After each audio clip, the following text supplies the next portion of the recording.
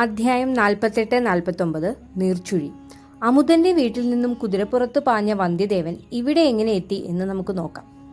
കുടമുരുട്ടി നദി എത്തുന്നതുവരെ പഴുവേറ്റരയരുടെ ആൾക്കാർ അവന് പിറകെ തന്നെ ഉണ്ടായിരുന്നു. അപ്പോൾ വന്ധ്യദേവൻ അമുതനോട് പറഞ്ഞു, രണ്ടുപേരെയും കൊണ്ട് കുതിരയ്ക്ക് വേഗത്തിൽ പോകാൻ സാധിക്കില്ല. ഞാനിവിടെ ഇറങ്ങാം, നീ കുതിരയിൽ മുന്നോട്ട് പോകൂ. ഞാനാണെന്ന് വിചാരിച്ച് അവർ നിന്റെ പിറകെ വരും. കുറെ കഴിഞ്ഞ് നീയാണെന്ന് മനസ്സിലായാൽ നിന്നോട് തന്നെ ഞാൻ എവിടെയെന്ന് ചോദിക്കും.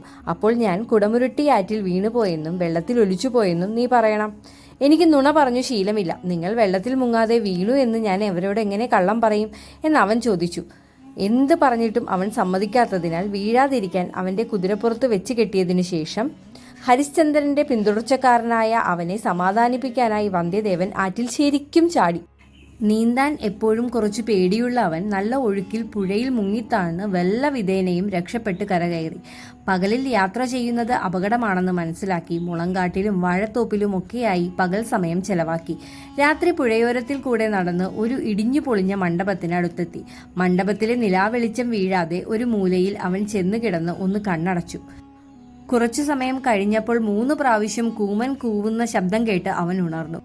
പഴുവൂർ റാണിയെ കാണാൻ പോയപ്പോഴും ഈ ശബ്ദം കേട്ടത് അവന് ഓർമ്മ വന്നു. അവനുടനെ ഒരു തൂണിന്റെ പിന്നിൽ മറഞ്ഞു നിന്നു. മന്ത്രവാദി രവിദാസൻ മണ്ഡപത്തിനകത്ത് കയറി. ഒട്ടും പ്രതീക്ഷിക്കാതെ പുറകിൽ നിന്നും വന്ന് വന്ധ്യദേവന്റെ കഴുത്തിൽ പിടിച്ചു. എടുക്ക് നിന്റെ കയ്യിലുള്ള പഴുവൂർ മോതിരം, എടുത്ത് എനിക്ക് താ, ഇല്ലെങ്കിൽ നിന്റെ കഴുത്ത് നെരിച്ച് നിന്നെ ഞാൻ കൊല്ലും, മന്ത്രവാദി അട്ടഹസിച്ചു. മന്ത്രവാദി വന്ധ്യദേവന്റെ കഴുത്തിലെ പിടിമുറുക്കി. അവന് ശ്വാസം മുട്ടുന്നത് പോലെ തോന്നി. വന്ധ്യദേവൻ ആ പഴയ തൂണിനെ ബലമായി പിടിച്ചുകൊണ്ട് ഒരു കാല് മടക്കി ശക്തമായി പുറകോട്ട് തൊഴിച്ചു. ശരിക്കും ചവിട്ടുകൊണ്ട മന്ത്രവാദി ആർത്തനാദത്തോടെ താഴെ വീണു. ഇതൊന്നും താങ്ങാനാവാതെ ആ പഴയ തൂണും മേൽക്കൂരയും താഴെ പൊളിഞ്ഞു വീണു. മന്ത്രവാദിയുടെ കൂടെ വേറെ ആളുകൾ വരാൻ സാധ്യതയുണ്ടെന്ന് മനസ്സിലാക്കി വീണ്ടും ഒരു സംഘട്ടനത്തിന് മുതിരാതെ വന്ധ്യദേവൻ അവിടുന്ന് ഓടി. പിറകെ ആരും വരുന്നില്ല എന്ന് ഉറപ്പാക്കിയതിനു ശേഷം മാത്രമേ അവൻ നിന്നുള്ളൂ. പഴയാറ നഗര കവാടത്തിൽ തന്നെ പിടിക്കാൻ ആൾക്കാർ കാണും എന്നവനറിയാമായിരുന്നു. തക്ക അവസരത്തിനായി അവൻ പ്രധാന കവാടത്തിനരികെ ആറ്റിൻകരയിൽ കാത്തിരുന്നു. അപ്പോഴാണ് ഏതോ ഗ്രാമത്തിൽ നിന്നും ഒരു നാടക സംഘം അവിടെ എത്തിയത്. അവൻ അവരുടെ കൂടി സംസാരിച്ചുകൊണ്ട് നടന്നു. എല്ലാ വേഷക്കാരിലും കംസവേഷത്തിന് മാത്രമേ മരം കൊണ്ടുള്ള മുഖംമൂടി ഉണ്ടായിരുന്നുള്ളൂ. കംസവേഷമിട്ട നടന്റെ പ്രകടനം മോശമാണെന്ന് വന്ധ്യദേവൻ അഭിപ്രായപ്പെട്ടു. അതോടെ ആ നടനും വന്ധ്യദേവനും തമ്മിൽ വഴക്കായി. നിന്നേക്കാളും നന്നായി ഞാൻ ആടും എന്നും പറഞ്ഞ് അവന്റെ മുഖംമൂടി പിടിച്ചു വാങ്ങി വന്ധ്യദേവൻ ആടാൻ തുടങ്ങി. മനോധർമ്മം പ്രയോഗിച്ച അവന്റെ ബഹളമെല്ലാം കണ്ടപ്പോൾ നാടക സംഘത്തിലെ ചിലർ നീ തന്നെ ആടിയാൽ മതി എന്ന് പറഞ്ഞു. അത് കേട്ട് പഴയ കംസവേഷക്കാരൻ പിണങ്ങിപ്പോയി. അവൻ പോയാൽ പോട്ടെ, ഞാൻ നിങ്ങളുടെ കൂടെ മുഴുവൻ ഉണ്ടാകും എന്ന് പറഞ്ഞ് വന്ധ്യദേവൻ അവരുടെ കൂടെ കൂടി. അങ്ങനെ അനായാസം നഗരത്തിലേക്ക് പ്രവേശിച്ച് ആൾക്കാരെയെല്ലാം രസിപ്പിച്ച് ആട്ടം കഴിഞ്ഞപ്പോൾ വടതളി അമ്പലത്തിലെത്തി. ആദിത്യ കരികാലൻ പറഞ്ഞിരുന്നതുപോലെ അദ്ദേഹത്തിന്റെ പരിചയക്കാരനായ ഈശാന ഭട്ടരെ കണ്ട് സംസാരിച്ചു. ഭട്ടർ അവനെ ഒരു ജൈനമുഴയിൽ താമസിപ്പിച്ചു. വിവരം കുന്തവയോട് പറഞ്ഞതിനു ശേഷം അവനെ അങ്ങോട്ട് കൂട്ടിക്കൊണ്ടുപോയി. ഭട്ടർ നമ്പിയോട് കാണിച്ച ദേഷ്യമെല്ലാം ഈ രഹസ്യം പുറത്തറിയാതിരിക്കാനുള്ള അഭിനയമായിരുന്നു.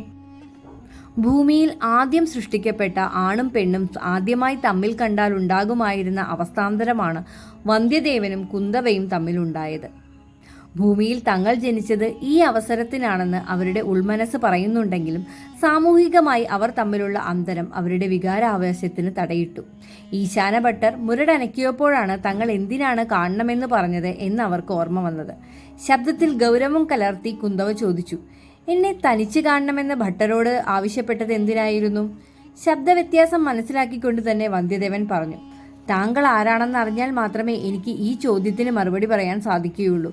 ഭട്ടർ എന്നെ തെറ്റായ സ്ഥലത്തേക്കാണോ കൊണ്ടുവന്നത് എന്ന് എനിക്കിപ്പോൾ സംശയം തോന്നുന്നു. എനിക്കും അങ്ങനെയാണ് തോന്നുന്നത്, കുന്തവ പറഞ്ഞു. നിങ്ങൾ ആരെ കാണാനാണ് ആഗ്രഹിച്ചത്?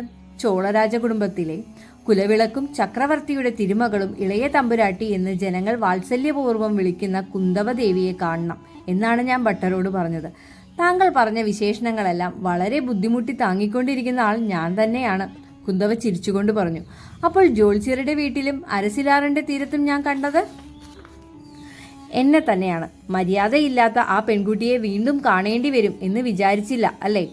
വീണ്ടും കാണാൻ എന്ന് പറഞ്ഞത് ശരിയല്ല. മനസ്സിൽ നിന്നും പോയാലല്ലേ അങ്ങനെ പറയാൻ പറ്റൂ. വന്ധ്യദേവൻ സത്യം പറഞ്ഞു. തൊണ്ട നാട്ടുകാർ ഇത്രയും ഭംഗിയായി സംസാരിക്കും എന്ന് ഞാൻ അറിഞ്ഞില്ല.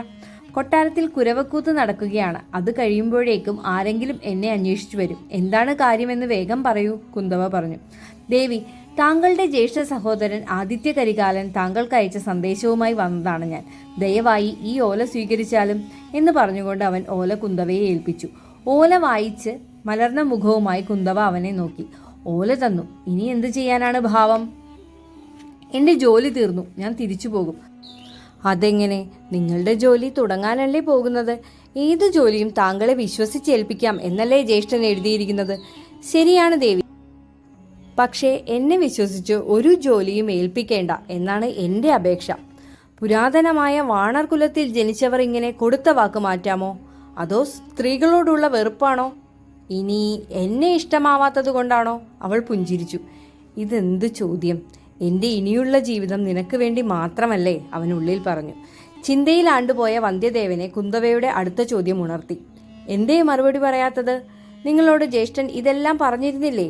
ഞാൻ പുറപ്പെട്ട സമയം നല്ല സമയമായിരുന്നില്ല എന്ന് തോന്നുന്നു. വഴി നീളെ ഞാൻ ശത്രുക്കളെ സമ്പാദിച്ചു. ഞാൻ ഒരു കാലത്ത് ആരാധിച്ചിരുന്ന പഴവൂർ സഹോദരന്മാർക്ക് ഞാനിപ്പോൾ ശത്രുവാണ്. എൻ്റെ ആപ്തമിത്രം കന്തൽമാറൻ, ഞാൻ അവനെ പിന്നിൽ നിന്നും കുത്തിയെന്ന് വിശ്വസിക്കുന്നു. ഒരു വൈഷ്ണവൻ എപ്പോഴും എൻ്റെ പിറകെ തന്നെയുണ്ട്. എന്താണ് അവൻ്റെ ഭാവമെന്ന് എനിക്കറിയില്ല. ഏറ്റവും ഒടുവിൽ പഴവൂർ ഇളയറാണി നന്ദിനി ഒരു മന്ത്രവാദിയെ എൻ്റെ പിറകെ വിട്ടിട്ടുണ്ട്. ദൈവാധീനം കൊണ്ടാണ് കഴിഞ്ഞ രാത്രി അവൻ്റെ ആക്രമണത്തിൽ നിന്നും രക്ഷപ്പെട്ടത്. ഏത് സമയവും ആക്രമിക്കപ്പെടാവുന്ന ഒരാൾക്ക് താങ്കളെ സഹായിക്കാൻ കഴിയുമോ? പോരാത്തതിന് ശത്രു രാജ്യത്തിൽ നിന്നുള്ള ഒറ്റുകാരനെന്നും പറഞ്ഞ് എന്നെ മുദ്ര കുത്തുകയും ചെയ്തിരിക്കുന്നു. അങ്ങനെയുള്ള ഒരാളെ കൊണ്ട് സഹായത്തിനേക്കാൾ ശല്യം മാത്രമേ ഉണ്ടാകൂ. ഇങ്ങനെ ഒരാളെ കൊണ്ട് സഹായത്തിനേക്കാൾ ശല്യം മാത്രമേ ഉണ്ടാകൂ. ആട്ടെ, കാഞ്ചിയിൽ നിന്നും പുറപ്പെട്ടിട്ട് എത്ര ദിവസമായി? കുന്തവ ചോദിച്ചു. ഒരാഴ്ചയും ഒരു ദിവസവുമായി ദേവി. ഇത്രയും ചുരുങ്ങിയ കാലയളവിൽ ഇത്രമാത്രം ശത്രുക്കളെ എങ്ങനെ സമ്പാദിക്കാൻ സാധിച്ചു? ഇതൊരു വലിയ കഥയാണ് ദേവി. കേൾക്കാൻ സമയമുണ്ടെങ്കിൽ പറയാം. കുന്തവ തിരിഞ്ഞു ഭട്ടരോട് ചോദിച്ചു. പടക് തുഴയുന്നവൻ എങ്ങനെയുള്ള ആളാണ്? രണ്ട് ചെവിയും കേൾക്കില്ല, ഭട്ടർ പറഞ്ഞു.